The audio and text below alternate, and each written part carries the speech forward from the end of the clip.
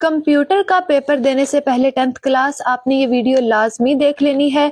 ऐसी गलतियां जिनका आपको तो पता नहीं होता, लेकिन ऐसी गलतियों से आपके मार्क्स बोर्ड एग्जाम्स में कट जाते हैं। आज मैं आपको उनका बताऊंगी, तो पेपर देने से पहले आपने ये वीडियो लाजमी देख लेनी है। मैं बताया कि टोपोलॉजी जो है उनकी डायग्राम बनानी बहुत ज्यादा जरूरी है, और अगर वो नहीं बनाएंगे बच्चे तो इसमें उनके मार्क्स कट जाएंगे। रिथम्स होते हैं, फ्लो चार्ट में आपने क्लियर सिंबल्स बताने हैं, जैसे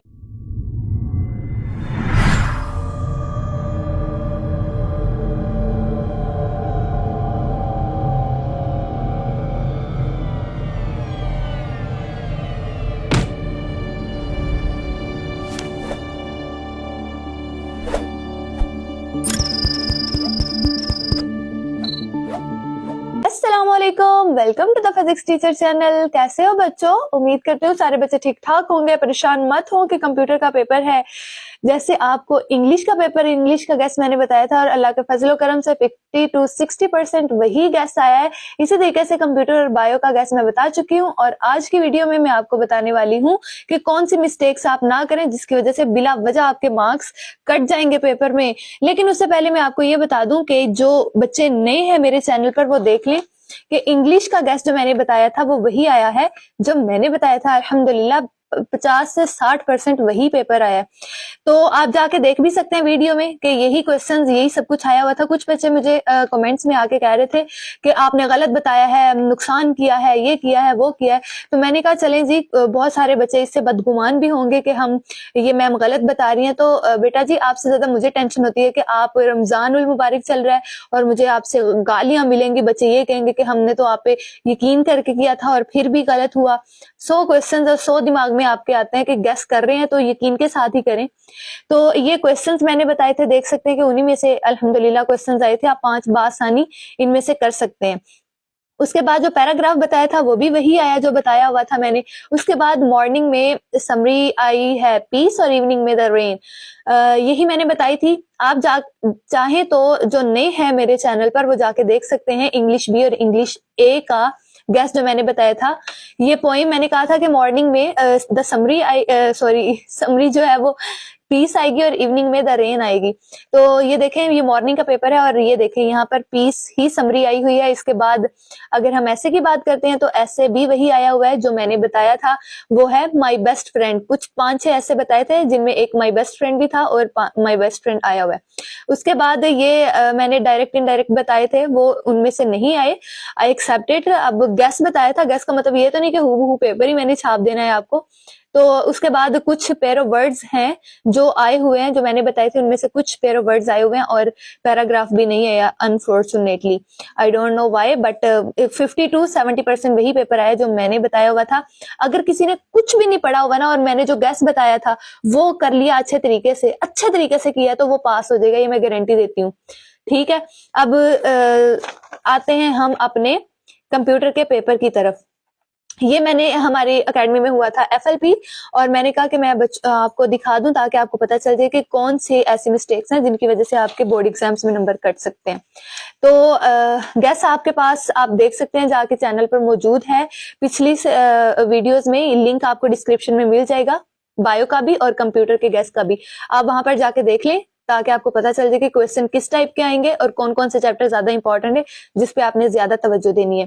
तो सबसे पहले मैंने जो कंप्यूटर की टीचर थी उनसे मैंने पूछा कि किस तरीके, कौन कौन सी चीजें इंपॉर्टेंट है पेपर में जो बच्चे मिस्टेक करते हैं और उनके नंबर करते हैं जबकि उनको इन चीजों का नहीं पता होता।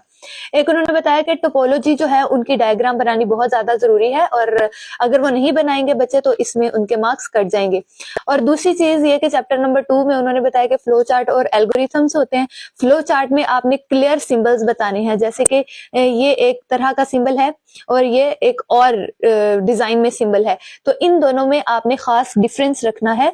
जहां पर ये वाला सिंबल यूज होगा वहां पर ये करना है, इन दोनों को आपस में मिक्स नहीं कर देना या गलत नहीं बना देना, इससे आपके मार्क्स कटेंगे। और दूसरी ये कि एरो जो है वो आपने ध्यान से लगाना है, अंदर भी नहीं लगाना। और दूसरी ये कि जो फर्स्ट डायग्राम फ्लो चार्ट का ये पार्ट होगा, वहां की यहाँ के एज से शुरू करना है और इसके टॉप पे खत्म कर देना है, अंदर भी नहीं ले जाना और ऐसा भी ना हो कि बिल्कुल टच ना कर रहा हो, जैसे कि मैं अभी आपको बना के दिखाती हूँ इस तरीके से, ऐसे भी नहीं होना चाहिए बिल्कुल। ये एग्जैक्ट फॉर्म है ये वाली जो बनाई हुई है, ठीक है। ये आपने करना है फ्लो चार्ट में। और एल्गोरिथम उन्होंने बताया था कि स्टार्ट और एंड आपने लाजमी करना है, स्टार्ट भी करना है और एंड भी आपने लाजमी लिखना है, उसके अंदर जो भी आपसे पूछा जाएगा एल्गोरिथम वो आपने लिखना है, लेकिन स्टार्ट और एंड लिखना लाजमी है। ये चीजें आपने मिस्टेक नहीं करनी पेपर में। उसके बाद आपसे अगर टेबल पूछा जाता है कोई भी, जैसे उन्होंने एक एग्जाम्पल दी थी ये वाली, कि अगर इस तरीके का कोई टेबल पूछा जाता है तो आपने पहले A+B अलग टेबल बनाना है, फिर A+B.C ये बनाना है, अलग टेबल बनाना है, क्लियर टेबल बनाना है, बिल्कुल क्लियर होना चाहिए। ऐसा ना हो कि आपने मर्ज किया और टीचर या एग्जामिनर को समझ ना आए। उसके बाद उन्होंने बताया कि लास्ट चैप्टर में इंपॉर्टेंट है, बहुत बहुत ज्यादा इंपॉर्टेंट है लॉन्ग क्वेश्चंस के हवाले से, चैप्टर नंबर 5, जिसमें टैग्स जो है वो आपने लाजमी लिखने हैं, हर सूरत लिखने हैं। टैग्स ओपनिंग और क्लोजिंग टैग्स आपने लाजमी लिखने हैं। उन्होंने बहुत ज्यादा जोर दिया था इस चीज पे मैडम ने कि आपने ओपनिंग और क्लोजिंग टैग्स को बिल्कुल भी नहीं बोलना, पेपर में ये बच्चे मिस्टेक्स करते हैं। इसके बाद आपको शॉर्ट क्वेश्चन में HTML वगैरह पूछा जा सकता है। ये उन्होंने कुछ बताई थी कि सिली मिस्टेक्स बच्चे कर लेते हैं टॉपर्स समेत, कि वो ये काम नहीं करते। जहां पर डायग्राम पूछा गया है वहां पर आपने डायग्राम बतानी है, और जहां पर आपको डायग्राम नहीं पूछी गई वहां पर आप मत बनाइएगा। अब आते हैं हम शॉर्ट और लॉन्ग क्वेश्चंस की तरफ। तो शॉर्ट क्वेश्चंस आपने कैसे करने हैं? शॉर्ट क्वेश्चंस में ये देखें टैग का हुआ, तो आपने टैग भी बनाना है और टेबल भी। अगर आपसे कोई डेफिनेशन पूछी जाती है ना, what is mean by algorithm, तो आपने सिर्फ इसकी डेफिनेशन या फिर एल्गोरिथम ही नहीं बताना, साथ में अगर एग्जाम्पल बताएंगे तो फिर आपको 2 नंबर पूरे मिलेंगे। अदरवाइज अगर सिंपल आप डेफिनेशन लिख देंगे ना या एल्गोरिथम का मीनिंग बता देंगे तो वो क्लियर नहीं हो रहा। मीनिंग बताने का मतलब है कि आपने उसको बताना है कि एल्गोरिथम, किसी अनजान बंदे को आप समझा रहे हैं कि एल्गोरिथम क्या होता है, ठीक है।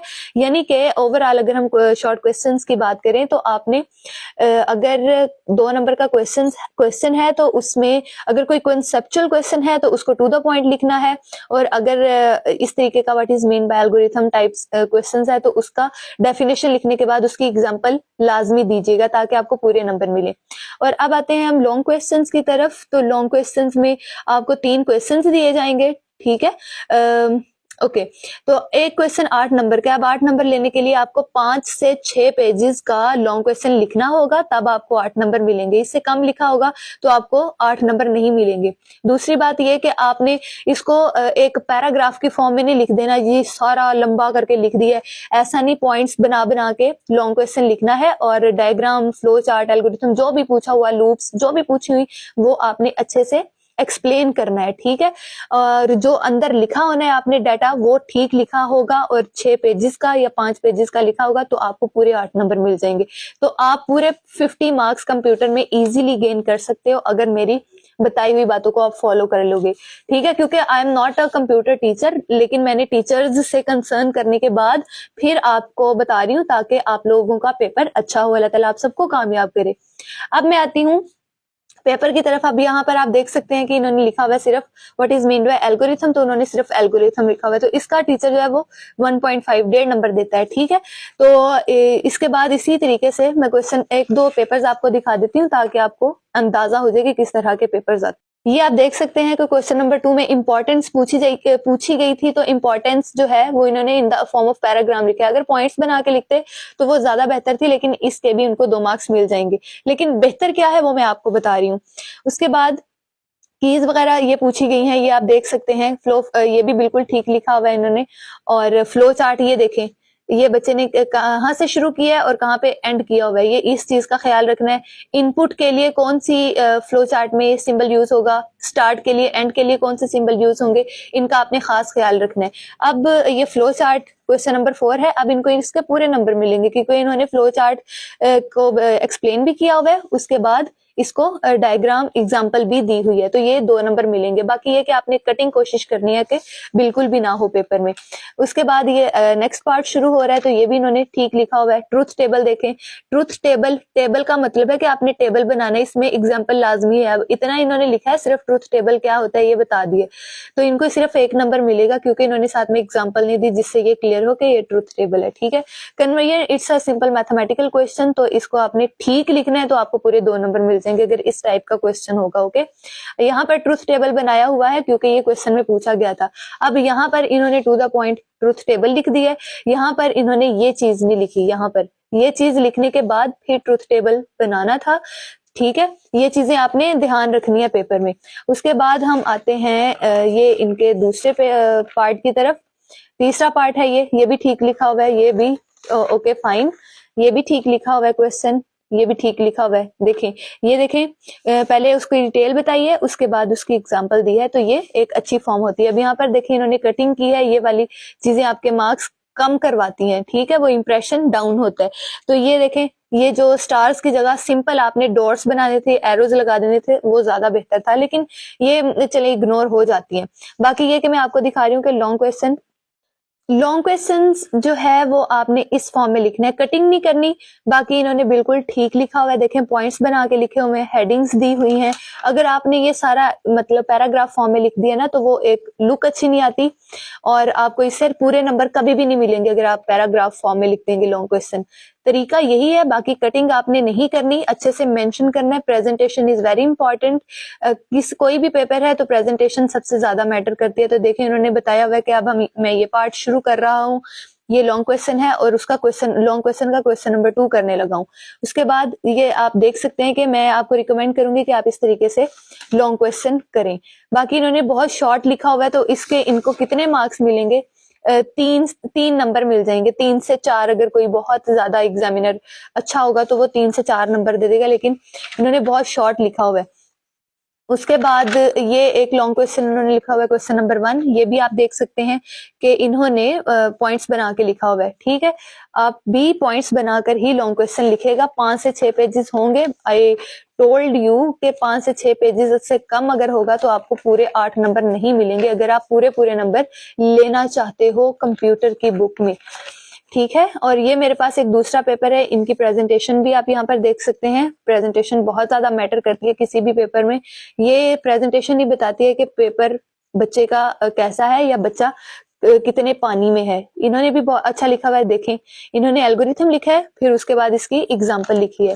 ठीक है, इट्स अ गुड प्रेजेंटेशन और इसको पूरे नंबर मिलेंगे। इंपॉर्टेंस देखें कितने अच्छे से एक्सप्लेन की हुई है। उसके बाद ये देखें इन्होंने कीज वगैरह सब कुछ बहुत अच्छा लिखा हुआ है। और शॉर्ट क्वेश्चन में इन्हीं चीजों का तो आपने ख्याल रखना है। ट्रुथ टेबल, इन्होंने भी ट्रुथ टेबल बनाया लिखा है, इसकी एग्जांपल नहीं दिया। आई मीन इस तरीके से इनको यहाँ पर एग्जांपल देनी चाहिए थी एक ट्रुथ टेबल की, ताकि इनको पूरे नंबर मिलते। बाकी ये जैसे मैं आपको बता ही चुकी हूँ कि अगर आपका मैथमेटिकल क्वेश्चन है तो वो आप टू द पॉइंट लिखें, सही लिखें, आंसर ठीक हो तो पूरे नंबर मिल जाएंगे, 2 नंबर। ये रहा इनका शॉर्ट क्वेश्चन जिसमें पूछा गया था। क्वेश्चन नंबर 6 है, देख लें आप क्या लिखा हुआ है यहाँ पर। उसके बाद एडवांटेजेस बताए हुए हैं, बहुत अच्छे से एक्सप्लेन किया हुआ है, तो पूरे 2 नंबर इनको मिल जाएंगे यहाँ से भी। उसके बाद यहाँ पर आप देखें valid question number 1 next part है और ये लॉन्ग क्वेश्चन है। ओके, लॉन्ग क्वेश्चन भी इन्होंने बहुत अच्छे से एक्सप्लेन किया हुआ है, हेडिंग्स दी हुई है इन्होंने भी। तो मैं आपको रिकमेंड करूंगी कि ये वाला बच्चे का जो पेपर है ये आप कॉपी कर लें, इस तरीके से आपने पेपर करना है।